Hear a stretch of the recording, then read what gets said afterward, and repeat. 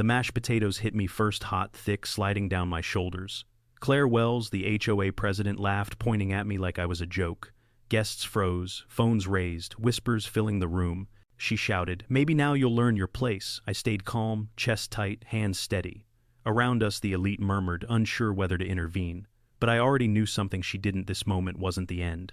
Tomorrow, the deal she thought she controlled would vanish. And by the time she realizes, it'll be too late. Claire Wells didn't wait for an apology. Her hand shot out and shoved my plate sideways, a sharp scrape of china against the marble floor. The elite murmured, some startled, some smirking. She leaned close, eyes glinting, scanning my reaction. "You people never know your place," she sneered, voice sharp, precise like a scalpel. The buffet staff flinched. Guests froze. She thrived on control, the kind of power that made a room obey her without question. Every glance, every step, every whisper in her world bent to her will. And she had marked me from the start, an outsider in jeans and a collared shirt, bold enough to show up, calm enough not to cower. "Maybe you should stick to the catering line," she said, smirking as she raised a ladle of hot soup thick and orange. Laughter rippled from her inner circle. Her friends nodded, unsure whether to intervene or join the performance. The heat of the food, the humiliation, the audacity, it was all part of her game. I stood perfectly still, hands relaxed, body tense. I already knew she underestimated me. She didn't see the hours, the planning, the quiet leverage I'd built over years. This was her first move. A bold, cruel declaration. But she had no idea she was about to walk straight into the trap. The first warning came, pinned to my mailbox. "Grass too long. Cut it by tomorrow, or fines will start." I glanced at it, thumb pressing against the sharp paper heat creeping up my neck. That was Claire Wells' signature, petty, invasive, designed to assert dominance without confrontation. I knew the HOA's obsession with appearances, but this was personal. A second note arrived the next morning. A photo of my driveway meticulously circled in red with a handwritten comment, "Vehicles not aligned with community standards." My old pickup, slightly off-center, became evidence against me. Neighbors lingered as she hovered nearby, clipboard raised, pretending casual oversight, while her eyes glinted with calculated malice. Later that week, a passive-aggressive voicemail. "We hope you're aware of the upcoming inspection. We expect full compliance." My chest tightened. Every word, every gesture was designed to unsettle me, to provoke a reaction. I remained calm, recording discreetly. Each probe, each microaggression was being cataloged. Claire didn't know I was already planning a response that would dismantle her authority. By the end of the week, she had escalated subtly, checking mailbox, lawn, driveway, even commenting on my flower beds to neighbors. But I didn't flinch. I had a plan. Each small act was feeding the fire I'd been stoking for months. Then she crossed into my property without warning. Claire appeared in the backyard, clipboard in hand, pointing at the flower beds. "These are not aligned with HOA code," she said sharply. "My own yard, my sanctuary invaded." She snapped photos and smirked, ignoring my presence, speaking only to neighbors who had gathered nearby. Because I worked from home, I witnessed her every step. Her control was performative, designed to intimidate witnesses as much as me. She leaned in, whispered to a neighbor, "Some people just don't belong here." Her tone was casual, but her eyes pierced with malice. I noted every detail, timing each photo, each intrusive comment. She didn't realize I had leverage. Contracts, rules, and hidden influence could counteract her. Each violation she committed built evidence I could later deploy. I stayed calm, every movement deliberate, letting her believe she was untouchable. The moment she believed in her dominance, she became predictable. By evening, I had organized her photos, timestamps, and neighbor statements. Each act of trespass, each boundary crossed, only strengthened my strategy. Claire had underestimated me from the start. The banquet was the breaking point. The HOA had organized a lavish dinner to celebrate new neighborhood initiatives, and Claire's friends hovered nearby, eyes sharp, waiting for spectacle. She had chosen her moment with precision. I reached for a slice of pie at the buffet when she struck. A sudden movement, and the pie toppled from her hand, splattering across my chest.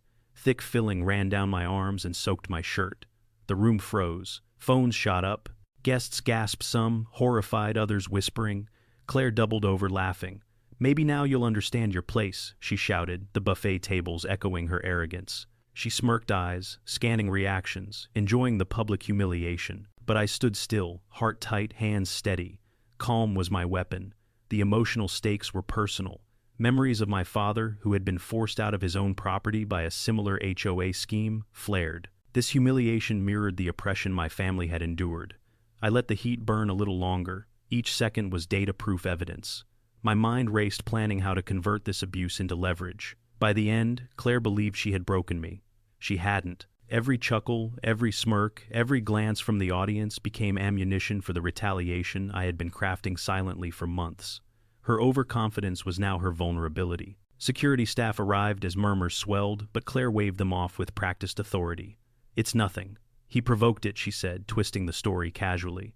The guests continued recording. Phones multiple angles, each clip feeding social media feeds. Her attempt to control the narrative was failing. I kept composed, guiding the witnesses subtly, with eye contact and small gestures. Every move she had made, trespassing, shaming, dumping food, was now documented, time-stamped, circulating digitally before she realized. Even as board members whispered nervously, unsure of their loyalties, I maintained poise. I didn't need immediate law enforcement intervention. The public eye, combined with HOA rules and contract leverage, would act as the authority. Her power, built on fear and performance, was starting to crumble without her noticing. By the evening, social media notifications started pinging. Videos of her humiliation were being shared, tagged, and commented on. Each upload increased the pressure. She was still unaware of the storm building behind her. Every piece of evidence I collected was a nail in her eventual downfall. The next morning, I summoned the HOA board under the guise of reviewing the annual contract, a $1 million community services agreement she assumed was untouchable. Claire arrived confident, still flushed with last night's public display.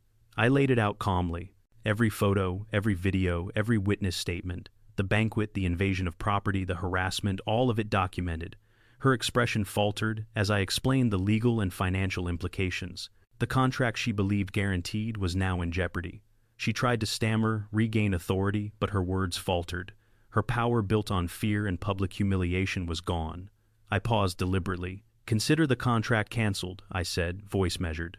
Silence fell. Board members shifted uncomfortably. Her face drained of color. I watched as the room realized the extent of her overreach. Every small harassment, every attempt at dominance had been turned into leverage against her. She had no allies in that room who could reverse the situation. I walked out, hands steady, heart focused.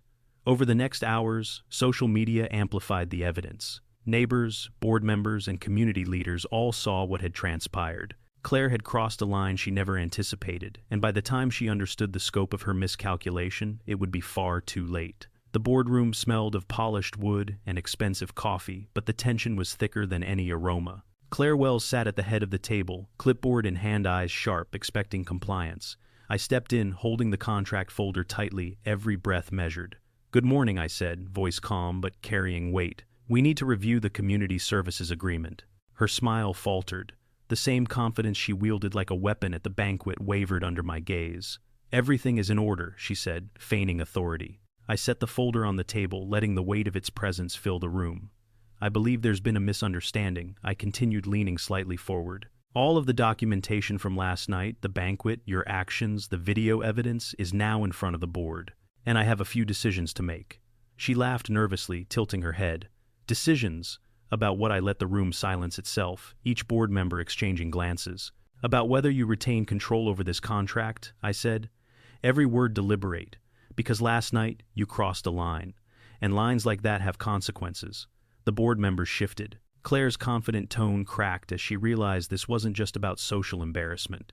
This was legal, financial, and absolute. The laughter she had relied on now echoed in memory, only powerless. I opened the folder, letting the first document spill out across the table. Photos of the banquet, notes pinned to my mailbox, videos from multiple angles, Claire dumping pie on me, smirking, laughing, asserting superiority. Every act meticulously time-stamped. Every microaggression cataloged. "This is the record of your behavior," I said, voice steady. "Trespassing on private property, harassment, public humiliation. I've shared copies with the community, and every member has been briefed." The room went still. The board shifted uncomfortably, aware that the documentation left no room for argument. Claire's hands trembled slightly. "This is blown out of proportion," she whispered, eyes darting toward allies who didn't meet her gaze. I cut her off with a single look, sharp and unwavering. "You were just enforcing control, humiliating someone for personal pleasure, and using your position to intimidate. That's not enforceable. That's actionable." I laid down the final piece of evidence, my correspondence, showing my authority to terminate the $1 million HOA contract immediately. The room went silent. Claire's smirk faltered entirely. Each board member understood the weight. This wasn't rumor, it wasn't anecdote, this was irrefutable. Every laugh, every comment, every shove and insult, documented and backed by HOA regulations and contracts. She tried to interject, but the evidence spoke louder than her words. The contract once assumed untouchable, now dangled on the precipice. Her power evaporated in real time, replaced by fear and disbelief. I exhaled slowly, letting the gravity of the moment settle. The contract is cancelled effective immediately, I said. Every word deliberate, leaving no room for negotiation. Claire's eyes widened, mouth opening and closing, searching for an escape that didn't exist. The board nodded quietly, some exchanging glances, realizing Claire's miscalculation had placed them all in jeopardy. The room felt like it had shifted on its axis. I stood straight and composed the same calm demeanor that had carried me through the banquet, now sealing her fate. She stammered. "Wait, you can't. This isn't." I shook my head. "It is. Every act, every violation of trust, every boundary you crossed has consequences. You've underestimated me from the start." Claire's breath came in shallow bursts. "But the neighborhood? The board?" Her words faltered. I paused at the door, eyes locking with hers. "Consider this a lesson in accountability. Enjoy reflecting on it." I walked out of the boardroom, leaving her frozen, clutching her clipboard, powerless.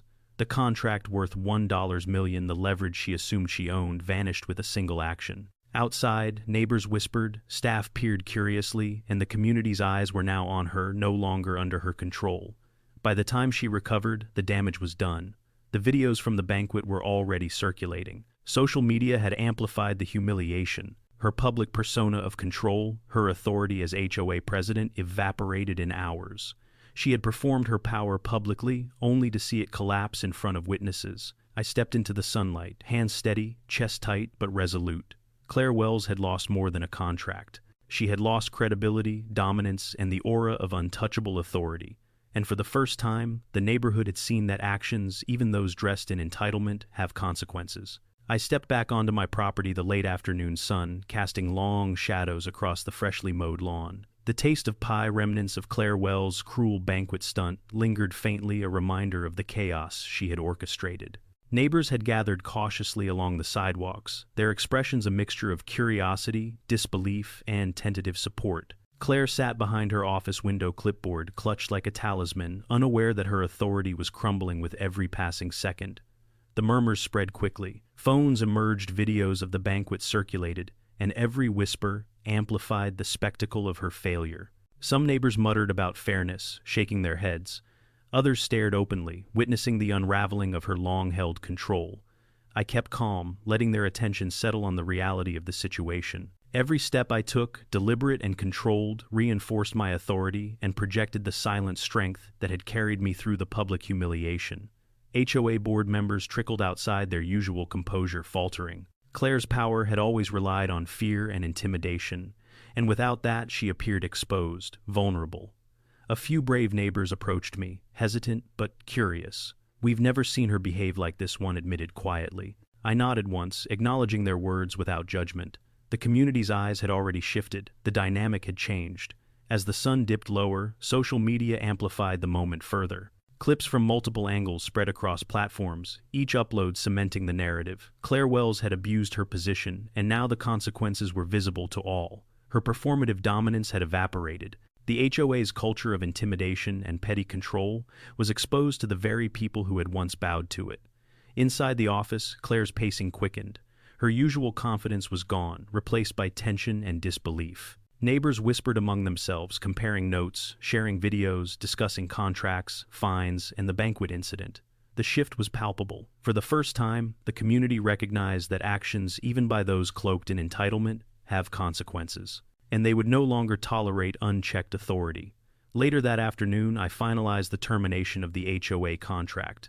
The $1 million community services agreement that Claire had assumed was untouchable. Every clause, every legal nuance, every potential loophole had been scrutinized. She believed the agreement guaranteed her control, but the documented evidence of harassment, trespass, and public humiliation made the cancellation indisputable. I delivered the notice via email and certified mail, CCing the board and HOA legal counsel to ensure transparency and avoid dispute. Claire's expression changed immediately, pale and disbelieving. She fumbled for words, attempting to assert authority, but the documentation left no room for negotiation. Every photo, every time-stamped video, every witness statement was laid bare, leaving her powerless. Board members exchanged glances, some relieved, others apprehensive, realizing the risk of ignoring months of abuse.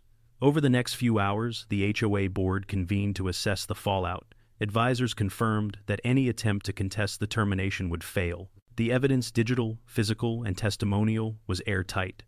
Her previous tactics, which she had wielded to intimidate homeowners and manipulate the board, now reinforced the legality of my actions. Claire's allies hesitated, unsure whether to support her, and her attempts to rally defenses fell flat. Social media further amplified the consequences. Videos of the banquet went viral, hashtags spread locally and nationally, number HOA justice, number accountability number, lesson learned. Every post confirmed her loss of control. Her public humiliation became an enduring record of misused authority. The neighborhood witnesses and the board saw her fall in real time, and the implications extended beyond my property. By evening, Claire had lost both the contract and her credibility. She tried to salvage influence with desperate phone calls and emails, but it was too late. The system she had manipulated for years had turned against her. Every attempt to regain control only highlighted her isolation. The legal and social structures she had exploited were now mechanisms for her accountability. With the contract canceled and Claire powerless, I turned my focus to rebuilding and stabilizing the community. The board and neighbors, having witnessed the events, were eager to participate in creating a fair, transparent HOA. I implemented a new oversight framework ensuring that decisions were public, equitable, and focused on genuine service rather than personal control. Resources once tightly controlled by Claire were redirected to community improvement, neighborhood projects, small business support, public space enhancements, and educational programs. Claire retreated to her office, her clipboard useless. Her confidence built on intimidation and spectacle had evaporated entirely.